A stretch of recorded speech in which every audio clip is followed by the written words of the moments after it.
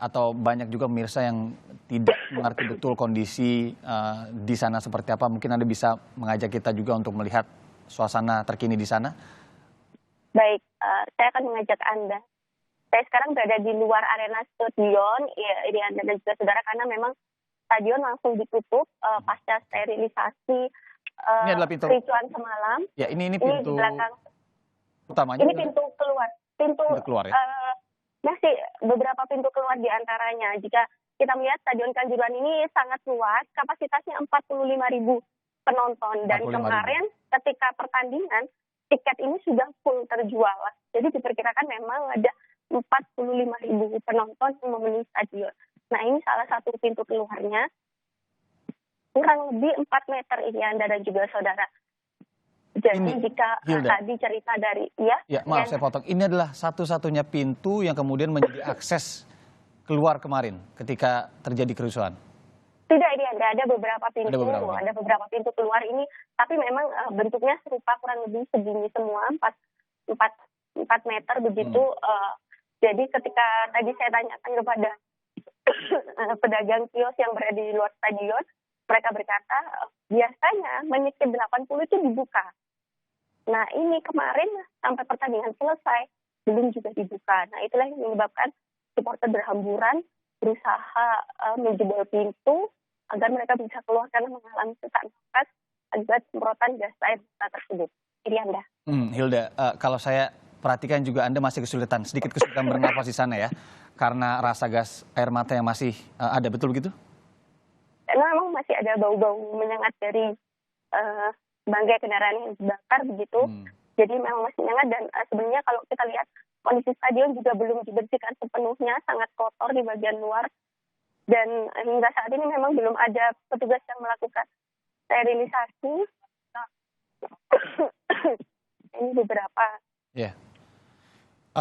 Bisa dibayangkan ya bagaimana kemudian ini sudah berapa jam berlalu hingga pagi hari, tapi Anda masih merasa betul rasa gas air mata tadi ya, selain memang bekas pembakaran dari kendaraan-kendaraan yang terbakar. Hilda, mungkin Anda bisa mencari dulu posisi yang lebih aman dan juga untuk Anda bernapas dan juga Anda untuk bergerak di sana tentunya.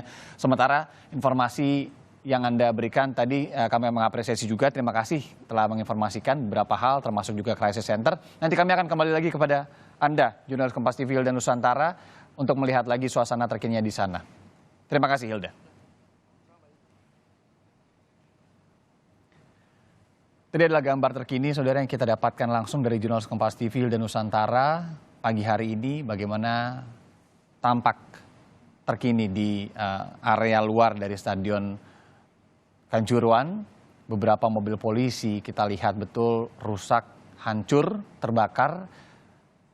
Tadi Hilda juga memperlihatkan kepada kita akses pintu keluar masuk yang memang tadi sempat disoroti oleh jurnalis kami di lapangan, di mana tidak seperti biasanya. Kalau biasanya di menit-menit 80 pintu sudah disiapkan untuk dibuka agar penonton, supporter ini bisa keluar. Semalam dari beberapa penuturan saksi yang disampaikan oleh Hilda, hingga pertandingan beres, pintu belum juga dibuka. Ini yang kemudian menjadi tanda tanya juga. Kemudian apalagi kalau melihat kapasitas penonton yang informasinya ini semua tiketnya terjual ludes, 45.000 penonton. Setiap stadion sepak bola full dia nonton.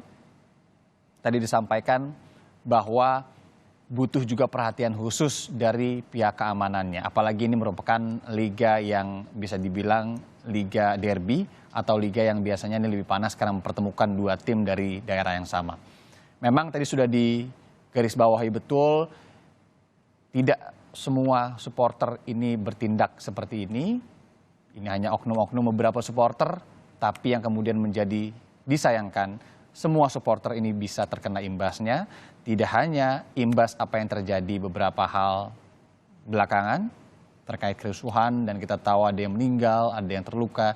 Tapi tentunya ini bisa berimbas kepada tertutupnya lagi akses untuk menonton di stadion sepak bola secara langsung. Breaking News Kompas TV untuk melihat betul kejadian ini masih akan kami lanjutkan usai jeda, saudara. Informasi terkini 129 orang tewas dan ratusan orang lainnya terluka. Dan penanganan akan segera dilakukan oleh pihak-pihak terkait. Tadi Menpora Zainuddin Amali juga akan segera bertolak ke Malang. Dan Gubernur Jawa Timur Hovifa Indar Parawansa sudah tiba di Polres Malang untuk berkoordinasi salah satunya dengan Kapolda Jawa Timur di sana. Kami kembali usai jeda.